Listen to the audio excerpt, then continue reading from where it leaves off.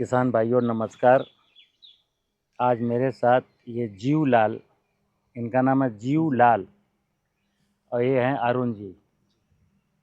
ये दो युवा किसान हैं और हमारे झांसी से अनूपपुर की दूरी 550 किलोमीटर है और बाई रोड ये जीवामृत लेने आए हैं, हमसे बात करने आए हैं। हम रोज़ ये बातें बताते हैं आपको कि ये जो हमारा जीवन है, ये जो खेती है, कहते हैं कृषि मूलस्य जीवनम। जीवन का जो आधार है वो खेती है और जो खेती का आधार है वो सनातन है। अब सनातन जब शब्द आता है तो लोग बिचक जाते हैं कि बोले हम तो खेती क्या है ये बता रहे होंगे और ये सनातन बताने लगे तो बस वीडियो से अलग हो जाते हैं। अच्छी बात कोई सुनना ही नहीं चाहता, सत्य कोई जानना ही नहीं चाहता। सारी दुनिया असत्य में गोते लगा रही है और मैं तो किसान के लिए काम करता हूँ। तो किसान से कहता हूँ कि मित्र, आपको सत्य जानना है। सत्य क्या है? हम अपने खेत में वनस्पतियाँ उगाते हैं। देखिए आप, फसल माने वनस्पतियाँ। हम जैसे इनके पास 5 एकड़ ज़मीन है, इनके पास 7 एकड़ ज़मीन है। हम अपने खेत में कुछ फसलें बोते हैं। फसलों को कहते हैं माता पार्वती, अन्नपूर्णा। फसलें क्यों बोलते हैं? ताकि मेरी रोजी रोटी चले, मुझे भोजन मिले, सब्जियां मिलें, फल मिलें, अनाज मिले, दाल मिले, तेल मिले, इसीलिए तो बोलते हैं। तो मित्र, आपने देखा होगा धरती और धरती पर जो वनस्पतियां हैं, कुछ वनस्पतियां हमने बोई हैं और कुछ वनस्पतियां बिना बोए उगी हैं। कुछ किसान बोता है और कुछ बिना बोए ही उग जाती हैं। अब वो क्यों उगती हैं? क्योंकि इस धरती पर केवल मनुष्य नहीं रहता, मनुष्य के साथ साथ और भी अनेक प्रकार के जीव जंतु हैं जिनका भोजन वनस्पतियां हैं। और हमने तो कभी गिलहरी के लिए, खरगोश के लिए, हिरन के लिए हमने तो कुछ बोया नहीं। तो इंसान चूंकि पढ़ा लिखा है, ये जमीन का इसके पास मालिकाना हक है, तो ये अपना बोता है, अपने लिए बोता है। और दूसरों के लिए जब माँ बोती है तो ये उसको कहता है ये खरपतवार। अच्छा, हालांकि किसान ने खरपतवार नहीं कहा, ये नाम वैज्ञानिकों ने दिया कि ये वीड्स है और ये तुम्हारी फसल में नुकसान करेगा। चलो, तो हमने बीटीसाइड डाल के मार दिया। लेकिन आपके खेत में रहने वाले अनेक प्रकार के जीव जंतु क्या खाएंगे? तो वो क्या खाएंगे जब आपने उनके खरपतवार मार दिए? किसान भाइयों, देखना, आप खेती का सूत्र बता रहा हूं। हम जमीन पर जो फसल बोते हैं, जमीन को धरती माँ कहते हैं, भोलेनाथ कहते हैं, शिव बाबा कहते हैं। वेद प्रमाण देते हैं कि धरती ही शिव है और धरती के ऊपर जो वनस्पतियां हैं वही माता पार्वती। तो माता पार्वती सबका पेट भरने के लिए वनस्पतियां हैं, कोई भी भूखा न सोए। और इसमें मदद कौन करता है? ये हमारे पीछे कटहल का पेड़ है, 20 फुट 25 फुट ऊंचा है। इसको ऊपर जाने का मार्ग किसने दिया? गगन ने दिया। भूमि पर खड़ा है और गगन ने इसको रास्ता दिया बढ़ने का। फिर वायु है, समुद्र के ऊपर बादल हैं, लेकिन हमारे झांसी में या अनूपपुर में बादल कहाँ से बरसेंगे? तो समुद्र के ऊपर जो बादल है उनको वायु देवता खींच के लाएंगे, झांसी में, अनूपपुर में बरसाएंगे। तो पेड़ों को पानी चाहिए। रहीमन पानी राखिए, बिन पानी सब सून। पानी कौन लाया? वायु देवता। ये जान जितनी भी वनस्पतियां हैं सूरज की रोशनी से, ये विज्ञान बताता है, सूरज की रोशनी से फोटोसिंथेसिस करके ये फल फूल सब बनाते हैं। तो सूरज देवता और जल देवता, कहते हैं देवों के देव महादेव। धरती महादेवता है और इसमें 4 देवता गगन, वायु, अग्नि और नीर। धरती पर कोई भी जीव भूखा ना सोए, इसके लिए सनातन पंच महाभूत का मतलब सनातन 5 देवता दिन रात लगे। अब देखना, धरती पर जितनी भी वनस्पतियां हैं, जितने भी प्रकार के जीव जंतु हैं, ये सनातन को जानते हैं। और ये जब धरती पर आए तो इनको एक कान में एक मंत्र है, एक इनका डीएनए है, एक इनका गुणसूत्र है कि चिड़िया को, तितली को, मधुमक्खी को, दीमक को, केंचुए को, व्हाइट ग्रब को, सबको पता है कि मेरा इस धरती पर ये काम है।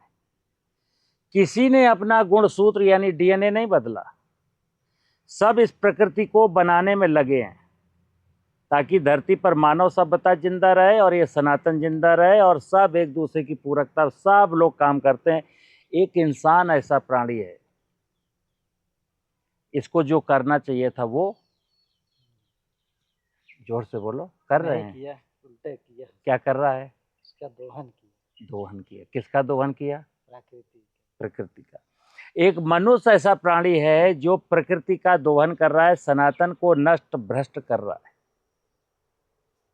सनातन की व्यवस्था, पंच महाभूत को हम कहते हैं भगवान, और भगवान ने ये सारी व्यवस्थाएं बनाई हैं, वनस्पतियां और जीव। जो व्यक्ति मित्र भगवान की व्यवस्था को बचाने का प्रयास करेगा, भगवान की व्यवस्था का आदेश मानेगा, प्रकृति का निर्देश मानेगा, बस भगवान उसके साथ खड़ा है। अब उसका कोई बाल बाका नहीं कर सकता और जीवन भर वो खुश रह सकता है, जीवन भर आनंद में जी सकता है। लेकिन जो व्यक्ति जमीन को बंजर बनाएगा, जमीन के नीचे का पानी लूटेगा, वर्षा का पानी बचाएगा नहीं, जंगल को काटेगा, वनस्पतियों को वीडीसाइड डाल के मारेगा, कीट पतंगों को इंसेक्टिसाइड डाल के मारेगा। हम तो जिस पत्तल में खा रहे हैं उसी में छेद कर रहे हैं। हमारा जीवन प्रकृति के इसी वैभव पर टिका है और हम इसी को बर्बाद कर रहे हैं। किसके लिए? चंद कागज का नोट।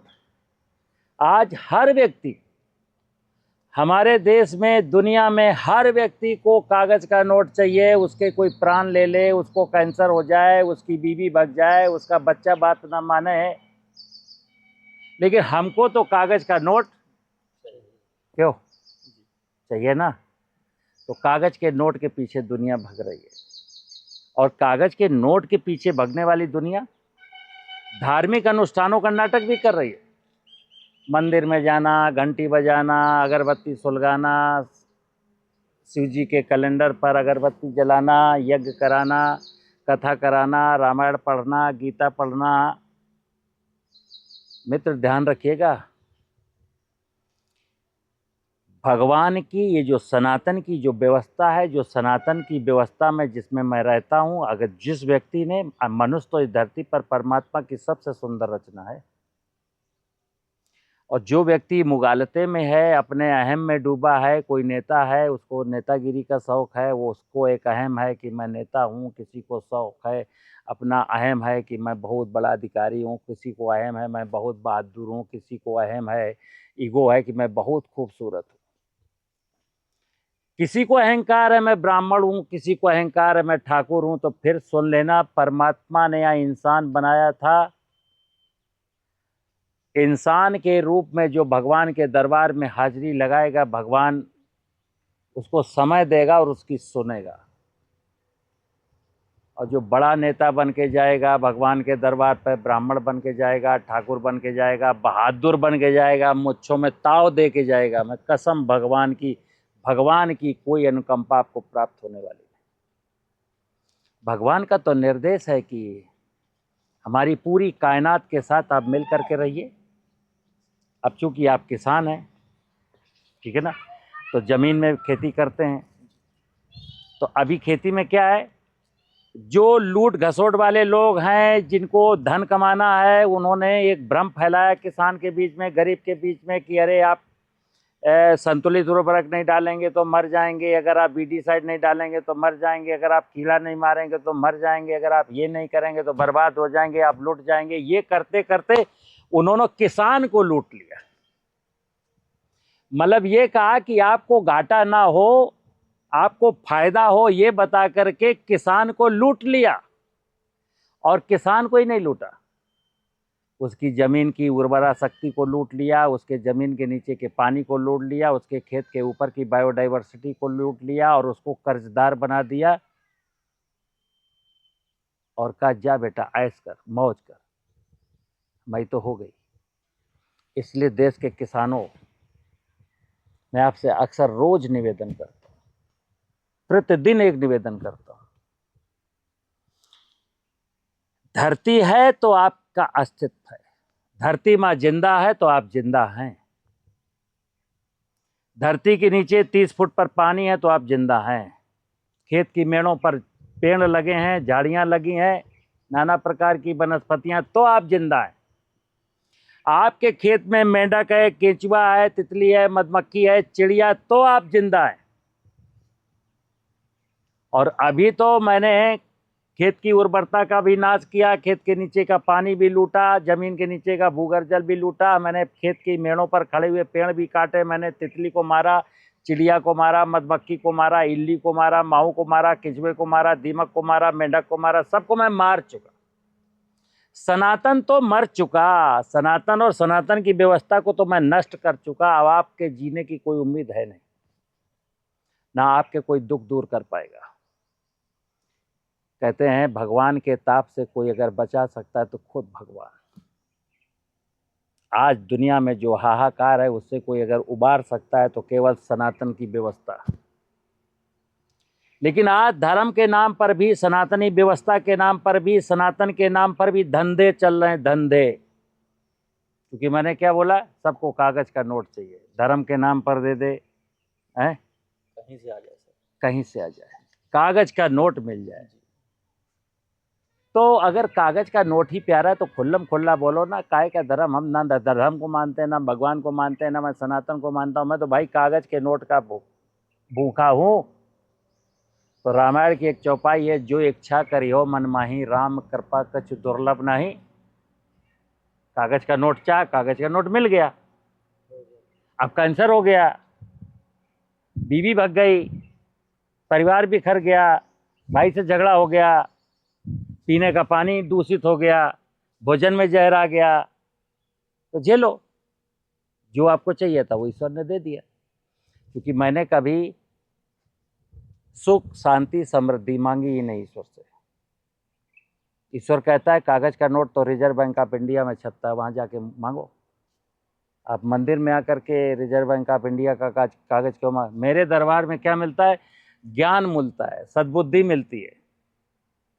ईश्वर हमेशा ज्ञान देता है और कुछ नहीं देता। ज्ञान के मार्ग पर चल करके आपके जीवन में सुख, शांति, समृद्धि आ जाएगी। और ज्ञान अगर नहीं है, ज्ञान से आपको एलर्जी है, अज्ञान में जीना चाहते हो, तो फिर यही हो रहा है जो होता रहेगा, जो हो रहा है वही होता रहेगा। ठीक है ना। तो ये मित्र हैं, हमने इनसे कहा सनातन से जुड़िए, सनातन का लोगों को बताइए, यही सनातन का सत्य है। खेती ही सनातन है, खेती ही धर्म है, खेती ही पूजा है, खेती ही जीवन है, खेती ही भगवान है।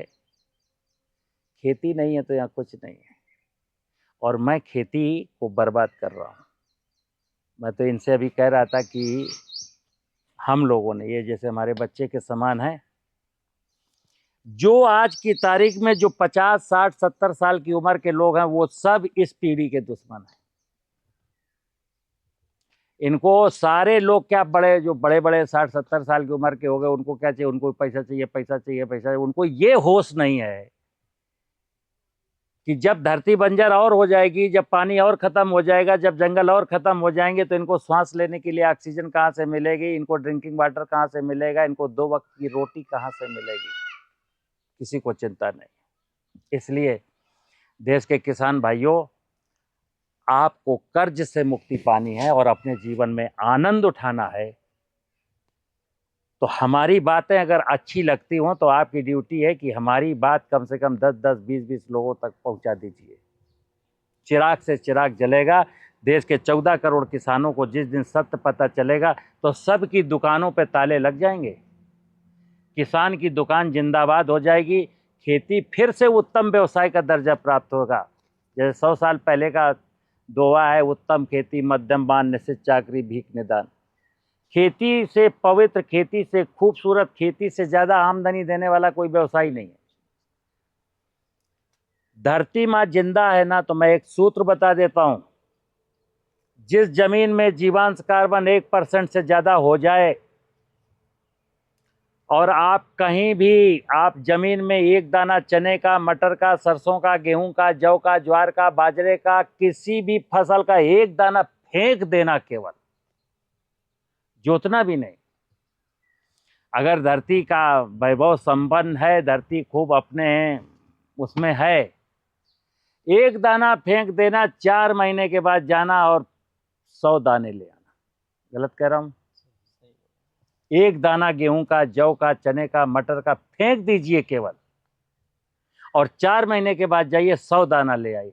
धरती माँ की, आप समझ सकते हो, धरती माँ की सामर्थ्य इतनी है कि आपके धन को 4 महीने में 100 गुना करती है। लेकिन कब? जब माँ का वैभव सलामत है। अभी क्या हुआ? आज भी 100 गुना करती है। एक दाने से 100 दाने, या एक दाने से 20 दाने, या एक दाने से 50 दाने तो मिलते हैं। लेकिन इतना चला गया जुताई में, इतना चला गया सिंचाई में, इतना चला गया फर्टिलाइजर में, इतना चला गया पेस्टिसाइड में, इतना चला गया कटाई में, इतना चला गया मड़ाई में, तो एक दाना बोया तो 6 दाना बचा। किसान को कितना बचा? 6 दाना। 94 दाने कहाँ गए? सब लागत पे चले गए। तो ध्यान रखना मत, ये लागत सिर्फ इसलिए लग रही है क्योंकि माँ बीमार है, धरती माँ बीमार है। धरती माँ की बायोलॉजिकल, फिजिकल, केमिकल सारी प्रॉपर्टीज को आधुनिक टेक्नोलॉजी ने जानबूझ करके सत्यानाश किया, जानबूझ करके, ताकि उद्योग फले फूलें, बिजनेसमैन का बिजनेस चले। किसान को किसी की चिंता नहीं है, किसान की चिंता किसी को नहीं। मैं डंके की चोट पर कहता हूं, और अगर किसी को चिंता है तो आए मेरे सामने कि हाँ मुझे चिंता है। किसी को चिंता नहीं। इसलिए किसान भाइयों, आप अपनी चिंता जब तक नहीं करेंगे, आपकी चिंता कोई करने वाला नहीं। बीमारी आपकी फटी है, मलहम आपको लगाना है। दर्द आपको है तो दर्द की दवा आपको ढूंढनी है। ठीक है ना? नमस्कार।